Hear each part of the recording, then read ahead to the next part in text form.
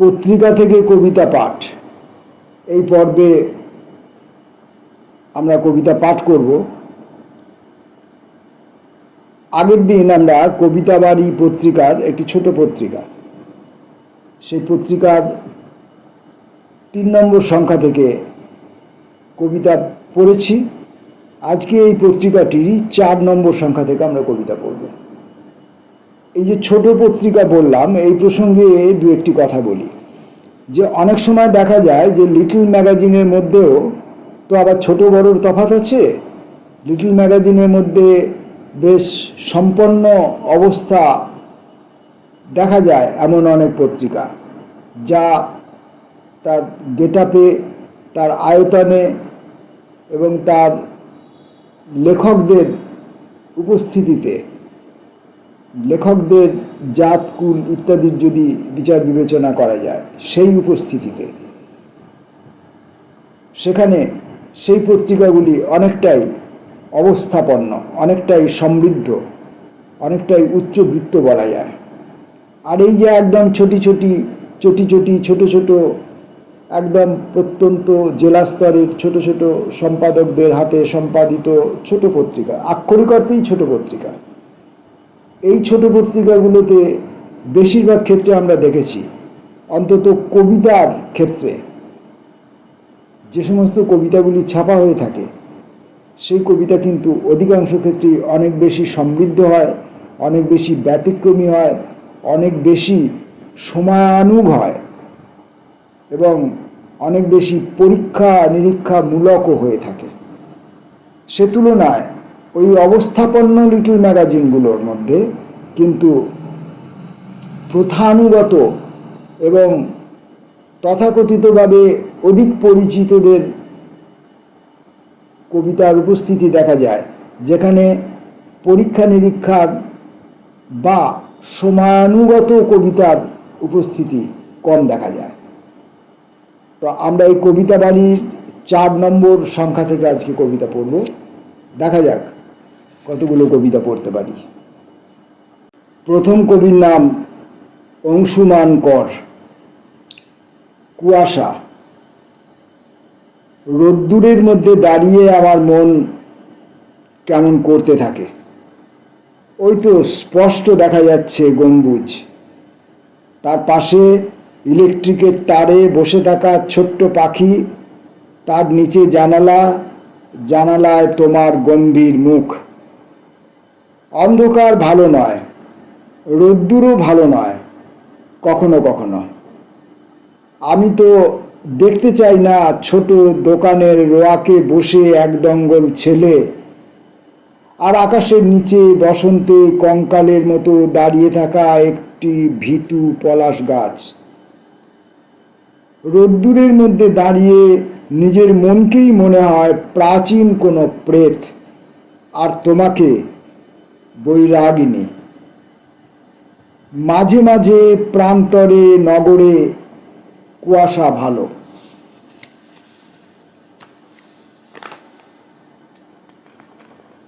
অংশুমান করের পরের কবি অংশুমান কর্মকার। জীবিকা। ওইখানে বেঁকে গেছে পথ, কাঁকুড়ে রাস্তায় ইতিউতি পড়ে আছে খই, খুচরো পয়সা কুড়িয়ে নিয়েছে পাড়ার ছেলেমেয়েরা। ধোঁয়া কমে এসেছে, গাছের ফাঁক দিয়ে ধোঁয়ার একটা রেখা দেখা যাচ্ছে এখনো। শ্মশান যাত্রীরা স্নান সেরে গৃহপথে। আমি এগিয়ে চলেছি, কাঁধে ফাঁকা বস্তা। শ্মশান ঠান্ডা হলো, কাঠকয়লা ভরে নেব বস্তায়। হাড়ের টুকরো বেছে ফেলতে হবে, না হলে কামারশালায় দাম কমিয়ে দেয়। এই কদিন শ্মশান ফাঁকাই ছিল, ফলত আমার হাতও ফাঁকা। আজ বাড়তি পাওনা মৃতের কম্বল ও একটা মরা খাট।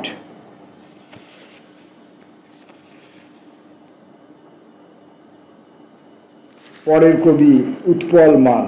চিরসন্ধানী। তবু তার গানে আমি মুগ্ধ বালক, অনন্তকালের রহস্যে নেমে যাই। ছোট ছোট সিঁড়ি, চির খাওয়া বুকের পাঁজর, কাচের ভিতরে রাখা ভালোবাসার পাখি। কিভাবে ছুঁতে পাবো, কিভাবে শিখবো ওই ওরা? সুরের ভিতরে যে শরীর, তার রক্ত মাংস হাড়, কিভাবে নেব সেই স্বাদ? যখন চাঁদ নেচে ওঠে ফর্সা স্তন, জনি শস্য ঘাস, উন্মাদিনী হেসে ওঠে প্রবল গর্জনে। এ কি গান নাকি কামনার ছলনা প্রকাশ? আমি তো বালকের মতো চির সন্ধানী। পরের কবির নাম কৌশিক বাজারি, হারানো মানুষ। এতদিন কোথায় সে ছিল যে ফিরে আসবে বলে অপেক্ষায় এতগুলি লোক? সে কি আগেরই সে লোক নাকি অন্য কেউ? কোন অভিজ্ঞানে তাকে চিনে নেওয়া হবে? নাকি এতগুলো দিন ধরে রয়ে গেছে পুরানো সে একই মানুষ? দেখা গেল পুরানো যে গল্পগুলি এইখানে ফেলে গিয়েছিল আত্মীয় পড়শিরা, সেগুলি অভিজ্ঞান ভেবে তুলে নিয়ে সযত্নে রেখেছে ঘরে ঘরে। আর ফিরে আসা নতুন মানুষ ওদিকে পুরনো সে গল্পগুলি বহুদিন হারিয়ে ফেলেছে পথে পথে। এখন সে অচেনা আকাশ, ধু ধু মরু আর তুষার পাহাড় নিয়ে ফিরে আসছে ঘরে। নিরুদ্দেশ হয়ে গিয়েছিল, আজ ফিরে আসছে খালি হাতে বহুদিন পর। তার অপেক্ষায় আত্মীয় স্বজন আর পড়শিরা দরজায় দাঁড়িয়ে রয়েছে। কবির নাম কুমারেশ তেওয়ারি, বেহুলা। কালো মেঘের সঙ্গে মিশেছে চন্দনের ধোঁয়া, গোধূলি গিলে ফেলেছে প্রার্থনার সমস্ত প্রদীপ। এই নগ্ন শরীরে বেঁধেছি শুধু নীলাজের ভাষা। পাহাড়ের চূড়ো থেকে ওই যে ভেসে আসে শঙ্খ নিনাদ, সে তো তুলে দেবে বলে দেবলোকের নির্লজ্জ দ্বার। ওই যে তারা ভরা আকাশ থেকে নেমে আসে দেবদূত, আর ঘোড়াটির খুর থেকে উৎক্ষিপ্ত হয় কামুক আগুন। আর আমি এই চুলে জড়িয়ে রেখেছি উন্মাদ বাতাস। নদীর সমস্ত বুক দেখো আজ নারীর দাপট। আর আমি বলে যেতে চাই, এ দেহ কেবল মাংসের নয়, অতুল সম্ভার ভরা এ দেহ সৃষ্টির প্রকৃত আধার। দেখো স্তন বিনতে ধরেছি কেমন ঝরে পড়া বজ্রধ্বনি। ইন্দ্রের রথের কাছে কেমন রেখেছি পেতে হিরণময় আলোয় মাখা এই পবিত্র যৌবন।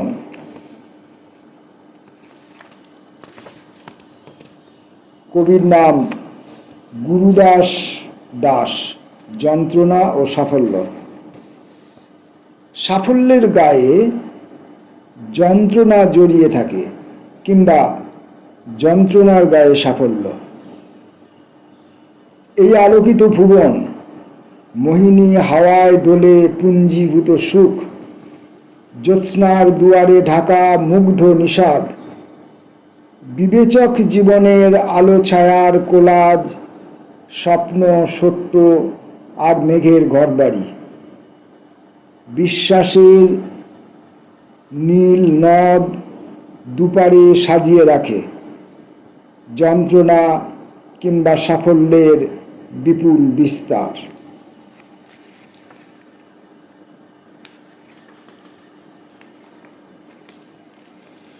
কবির নাম জ্যোতির্ময় মুখোপাধ্যায়, সম্ভবত। কবিতাটির নাম সম্ভবত, প্রথম কবিতা। একটা মানুষ যখন ক্রমশ তলিয়ে যায় নিজস্ব হাহাকারে, ঠিক তখনই সে শুনতে পায় নীরবতার শব্দ। এই অপ্রাকৃত প্রকৃতি যতটা সত্য, এই অপ্রাকৃত প্রকৃতি সত্য যতটা, ঠিক ততটাই মিথ্যা লেগে থাকে স্বীয় আয়োজনে। এই অপ্রাকৃত প্রকৃতি সত্য যতটা, ঠিক ততটাই মিথ্যা লেগে থাকে স্বীয় আয়োজনে। জ্যোতির্ময় মুখোপাধ্যায়ের পরের কবিতা, এক বিরামহীন। ঐক্যে সে গাইল বিচ্ছেদের গান, যেন এক আত্মঘাতী আলো, যেন এক দক্ষিণাচার। অস্বীকারের বীজ মন্ত্রে যেটুকু অন্ধকার, তাতে সে খুলে দেখে নিজেকে, খুঁজে ফেরে হারিয়ে যাওয়া প্রতিটা বামাচার।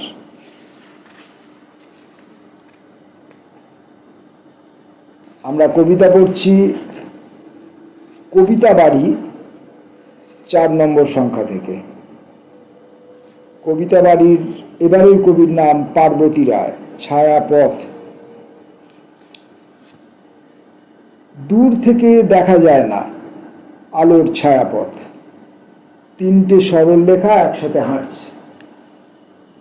ছাদের নিচে মানুষ, দুঃখের কড়াকড়ি, আজান কিংবা মন্দির, দেবতা থাকেন অন্তরে। পাহাড়, পাহাড়ের নিচে রাস্তা, ওপরের সারিতে তুমি থাকো।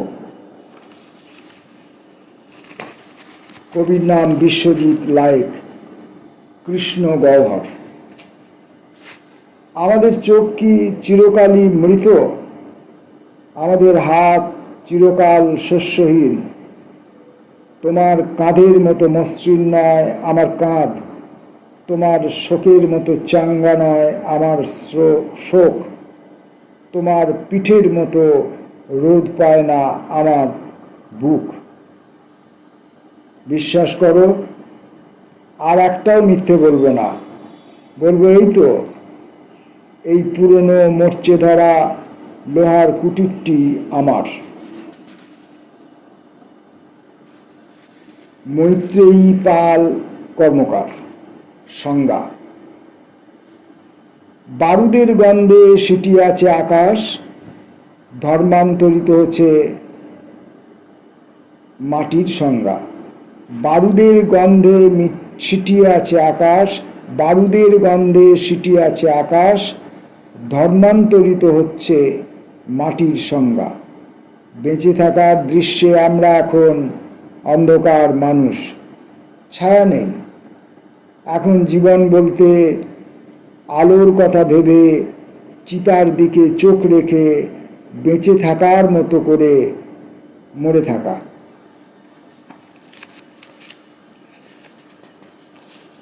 কবির নাম রাজীব ঘোষাল।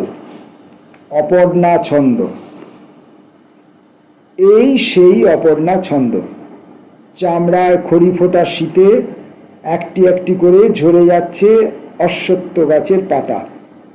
ক্রমশ নগ্ন নির্জন সে তাকিয়ে দেখছে জলের নিচে কেমন করে আধেক ঘুমে অতল গভীরে মাছ পাতার বিছানায় শিউরে উঠছে।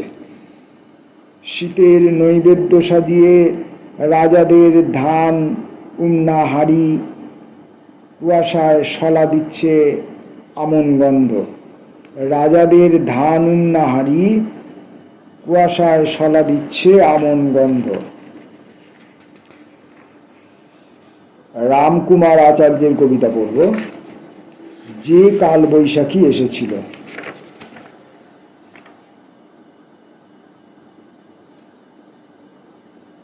আজ চৈত্রের সন্ধ্যা নয়, বরং কাঁপনের শীত জড়িয়ে আছে শরীরে। তবু একটা কাল বৈশাখী এলো কালো মেঘে, লণ্ডভণ্ড করে উড়িয়ে নিয়ে গেল ছাদ।